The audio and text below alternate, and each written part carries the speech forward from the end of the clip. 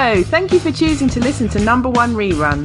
We are Zoe and Carla, and each episode we get pop culture nostalgic after asking the listeners one simple question. Give us a date. That's right, and this week we are heading back to the 8th of August 1988. Let's go.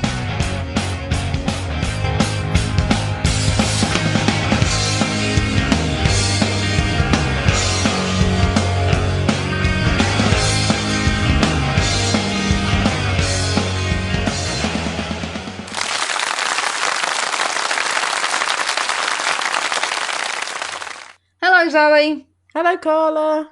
So, as we just said, this week we are heading back to the 8th of August 1988. Or 8 for the 8th, 88. Oh, I was going to say that. Oh, do you want to say it then? 8888. Well, you sound like an advert. Okay. Anyway, it's if it were my birthday, I would be very happy about it. It's a very nice round birthday. Literally round. There's lots of round. There is lots of round. So before we tell you who this is for, this is the birthday of someone very famous as well, who didn't send it in. She missed her chance. Princess Beatrice, who is Andrew and Fergie's first daughter. And I remember at the time, poor old Fergie, because she used to get it in the neck, didn't she, from the press, even, before the whole toe-sucking incident, she used to get it in the neck.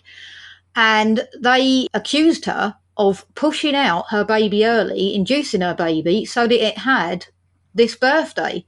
And I thought, that's exactly what you would have done. Yeah, I would have. You know, when I went into labour on the 17th of May, I was really upset because I was like, 17 is not a good number, even though that's my birthday. So I was really happy that she held on until the 18th. Did you secretly hold her in? I don't know how the mechanics work. I would have had her out much quicker if I'd had anything to say about it, but... You would have just forgotten the 17th at that moment. Trust me, I would have, yeah. Even me, I would have. She's definitely my child because she knew that was the right decision. Okay, so, as I said, it wasn't Princess Beatrice that sent this in. She's probably wanting to send in a different date. This was sent in by... my friend Matt. Just known as Carla's friend Matt. Yeah, Carla's friend Matt. And let's just clarify again, because we are getting a lot of new listeners. Again, thanks to Podbean and iTunes for putting us on their front page. We have no idea why you're doing it, but we thank you very much for it. It's because we're blooming brilliant, Carla. Obs. That'd be it. They said they're blooming brilliant. Get them on the front page. Yeah. So we don't have to know you for you to send in the date. So any date from 1978 until now, you can request it. It's just that we do get quite a lot of requests from family and friends. We try to pepper them throughout with other people that have sent in dates because we can't, got to share the love, haven't you? Yeah, absolutely. Are you going to also say the other fun fact about this date? I was going to clarify who Matt was. Oh, okay, fine. Matt is my friend Emma's husband. If that means any more to people, I don't know if that helps people. Now explain who Emma is. Emma is my friend who used to work for me. I know where you're wanting me to go with this. No. Emma's my friend in her own right. I know she is. She also happens to be the twin sister of Holly, who is co-host of my other podcast, Theme Park Films. Yeah, and I'm only saying it because, when for your fans, because you've got men who listen to both of your podcasts, they'll like to make the connection back to your other podcast, that's all. But Emma is absolutely a person in her own right, as is Matt. Matt's not just Emma's husband. Matt's Matt. And what a great guy he is. He's just charming. You just meet someone and he's just delightful. Like, I would like to go to dinner with Matt and have him regale me with tales. Does Matt feel the same way? Well, he hasn't asked me yet, but fingers crossed. Any day now. Can't wait. Yes, and if you want to hear Emma, and she gives a couple of Matt anecdotes, you can hear her on the Despicable Me episode of Theme Park Films. Back to this podcast, though. Yeah, back to this podcast, because I just wanted to discuss something I think is quite fortuitous. Because Matt also pointed out that this date is lucky in Chinese culture because of all of the 8s. Yes. And what's today? The day we're recording? On the day of recording, which will mean nothing when it goes out, but the day of recording, it's the Chinese New Year. See?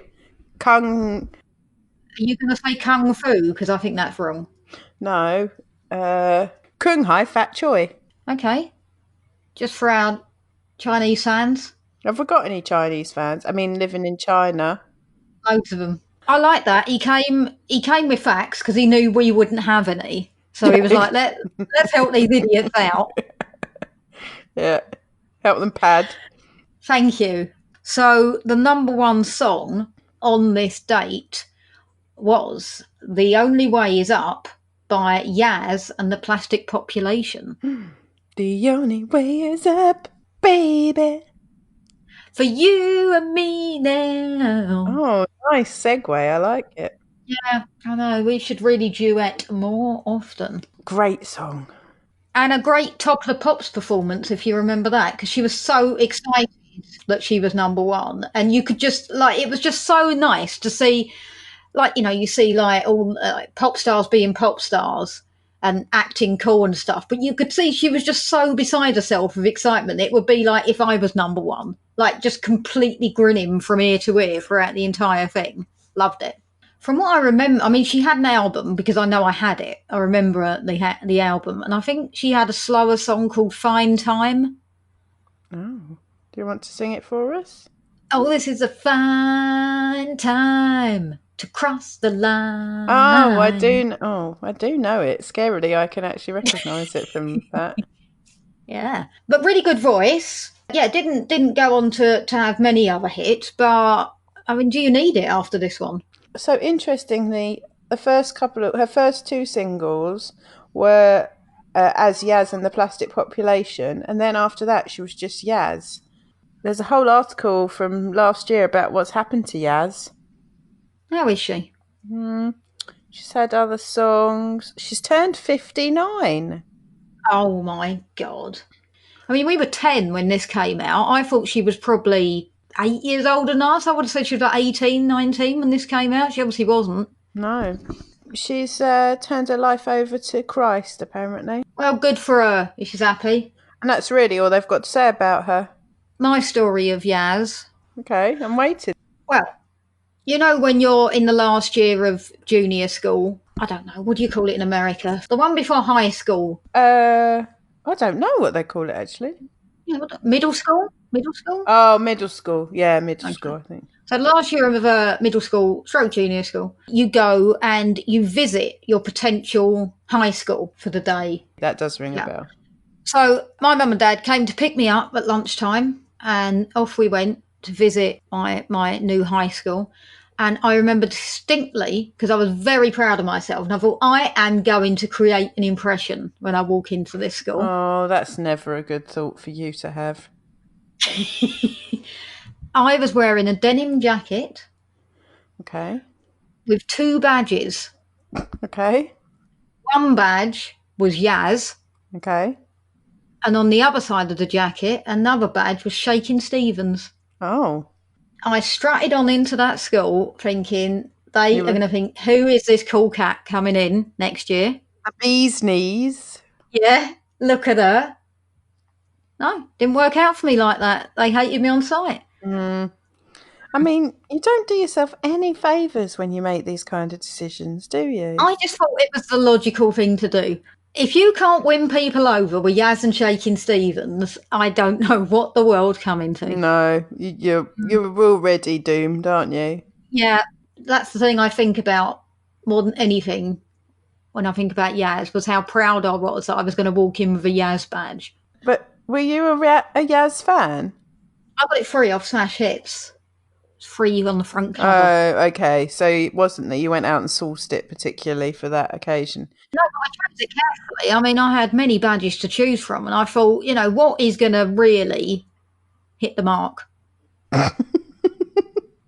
It's a good job you've made better decisions since then. You've turned your life around. And yeah, I don't wear my Yaz badge anymore. No. I'll still wear my Shaking Stevens one, obviously.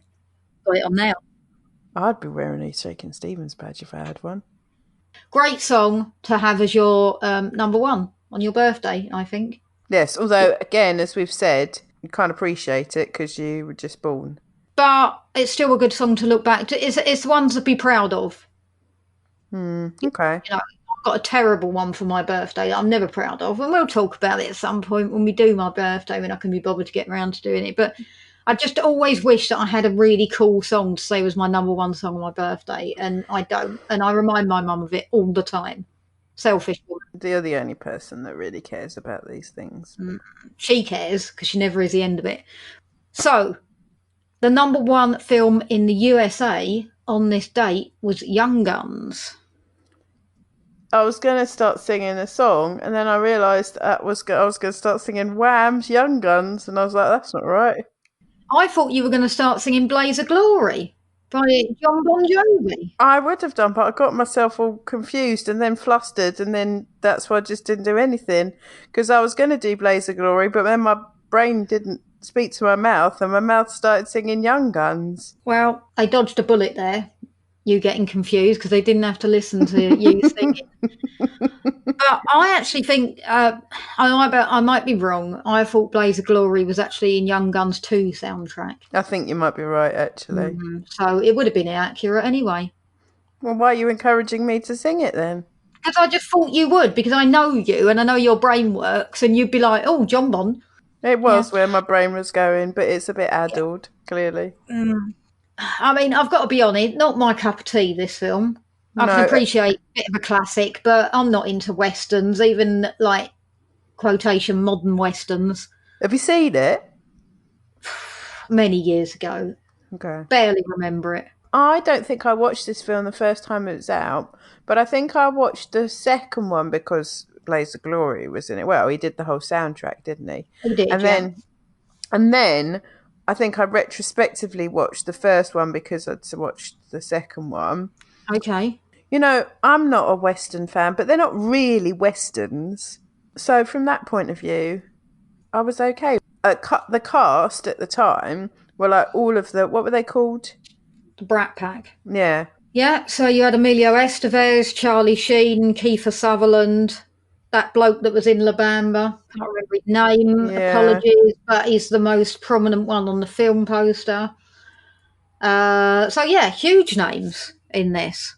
So from that point of view, and I bet it made an absolute fortune at the box office. I'm sure it did. Yeah. And we like Kiefer Sutherland, don't we? We do like Kiefer Sutherland. He's a bit of a one-trick pony, but we like him. He just kind of speaks in a whisper, and that's his thing, but he does it really well. It's so true, he does. Yeah. The other thing I was going to say, which is loosely related, is that I was watching something the other day, and the phone on this programme was the same ringtone as 24 phone. Oh, yeah. And I found it really off-putting. You know, it was just supposed to be background noise, but because it was that ringtone, I wasn't really listening to the dialogue because I just focused in on that ringtone. It's a really bad choice. Do you remember when everyone used to have that ringtone? Yeah, everyone thought they were so cool. Oh, did you have it? No, I don't think I did, actually. I never jumped on those bandwagons, Carla. I remember when I had the Friends theme tune on my Nokia, which was like literally, you could barely tell it was the Friends theme tune. Because you know when it just used to be like ding, ding, ding, ding, ding. Yeah. Like really tinny. And I remember playing it to you on the train and you were just like, that sounds nothing like it. And I thought, oh, she's horrible, isn't she? That does sound about right. You were completely unimpressed. Everyone else, we were with a couple of other people, they were, you know, nice about it. They were like, oh, that's cool. Not you. Had nothing like it. Waste of money. Well, it's too late now. You're well and truly Stockholm syndromed into this friendship. That's what you've done to me. Yeah, I know. So, what would we have been watching on the telly box today? Stop using the word telly box. I really hate it. Why? It's like when people say hollybobs. Just call it the TV or the telly. It's unnecessary. You don't need that extra syllable. Just trying to add a bit of fun to the podcast, so I'm sorry. If you want us to become a hardcore documentary. Go on then, what would you have been watching? Well, Carla, I would have been watching on this and many other days around the same time. Neighbours. I mean, you literally sounded like a horse singing it. So I sang it. I was like, it was awful. It was really bad. It was a shaky voice as well, wasn't it? I don't know where that came from. You sound like you're possessed by an old woman. What has happened? Have you got a Ouija board around there? Okay. Neighbours. So, Neighbours, yeah. Let's just say it. Neighbours. Now, I was thinking about this when we were looking through the listings. At the time, I didn't think it was at all strange. But looking back, how strange was it that it was on at like 1:30 or something in the afternoon and then on again 4 hours later? I know. It is weird. Yeah. And we never thought that was weird at the time. Why did we never find it weird? And I remember if you were off school, you'd watch it at the 1:30 show and then watch it again at the 5:30 show. I know. That was a completely normal way to behave. It's so funny. And I think Home and Away did it as well, didn't they? But yeah, there were no other shows that did that, were there? No. Just Australian soap operas. It's so random. Well, I liked Neighbours and Home and Away, but I always preferred Neighbours. It was the OG of Aussie soaps. Yeah. Well, it wasn't the OG, but, it was like... Anyway, especially the best years of the Kylie and Jason years. Which would have been about now, right? I was going to say that. Must have been around this time. I think they got married in 88. Scott and Charlene's wedding was 88. Could you imagine if it was actually this day? Can you Google it? Oh, 87. Oh, they got married in 87. Damn it. It's disappointing. And Kylie left in 88. I didn't realise she left so soon after the wedding. So maybe by the time we're talking about middle of 88, she'd already gone. Yeah, but not on our screens, remember, because we would have been... Which is why we probably in our mind think that they were getting married in 88, because I'm sure we were about a year behind. Wait, Carla, wait. Oh, sorry. Here's the scoop. The Wedding, episode 523, was first broadcast in Australia on the 1st July 1987, and in the UK on the 8th of November 1988. So we were actually correct. They must have been engaged then. Yeah. In August 88. Everyone thought it wouldn't last, didn't they? They thought it wouldn't last, but it has, because they're still together now, of course. We know that because they're referenced, aren't they, in current day Neighbours. Are they? Well, I must admit, I haven't watched Neighbours since probably about 1995. However, they did 30-year reunion, maybe a 25-year reunion, where they had a load of old cast members come back, and the idea was that they were coming back to talk about Ramsay Street, like in the story. So their characters came back to give their memories of living on Ramsay Street for a pretend documentary. Right. And someone came back that talked about Scott and Charlene and said they were sad they couldn't make it, but they were busy with the kids. And I think it was Craig McLachlan, who was supposedly Charlene, aka Kylie's brother. Oh, well, that's nice, isn't it? Rest assured, they're still together. It did last. It's what the fans would have wanted. Oh, of course. What was that? I just put my glass down, that was it. Oh, okay. You weren't like dropping the mic or something. Neighbours, I remember everyone being mad on it. I must admit, at the time, I was one of those people that have actually grown up to dislike, that when something was popular, they deliberately didn't like it. And I was one of those kids. So because Neighbours was popular at the time, I was like, I'm not interested in it. Not interested in it. But really, I knew what was going on. My mum and dad used to watch it, but I used to pretend that I was like too cool for it. I wasn't. I was wearing a Yaz badge, for God's sake. I wasn't too cool for anything. And that's why, again, you don't do yourself any favours. You rock up to school with a Yaz badge and a Shakin' Stevens badge and tell people that you don't watch Neighbours. I know, it's ridiculous. It really was. Oh, well, where did you think you were going to get? kind of response you do expect with that kind of attitude? I know, and I can see it now. But I very much did watch Neighbours, like I said, on the sly. And yeah, this has got to be the peak of Neighbours. For the UK, obviously it peaked in 87 in Australia, 88 in the UK. Yeah, and it's never got... I mean, I've not watched it for donkey's years. I can't remember when I stopped watching it, but it never was better than I think I stopped watching it when I left school. Yeah, I would imagine that's true, because I would have been watching it, like, just, yeah, it's part of my routine. Yeah. And they had all the major characters then. I think people could still name most of the original Neighbours characters now. Do you remember Des and Daphne? Of course, when Daphne died. Oh, what a tragedy. Yeah, I really liked Daphne. That was awful. And do you remember Plain Jane and Mike? She wasn't even plain. Oh, you know, I've just realised I was thinking about Daphne. I was meaning Jane. And now you've spoken ill of the dead. Daphne's dead, for God's sake. Oh no, I'm sorry. Out of order. And she had a baby. Lots of big stars come out of Neighbours, of course. We got the obvious Kylie and Jason. Russell Crowe. Yes. But was he in it? He wasn't in it for very long, was he? He wasn't even a main character. He was like a bit part character. So I don't think you can say he came out of it. I don't know.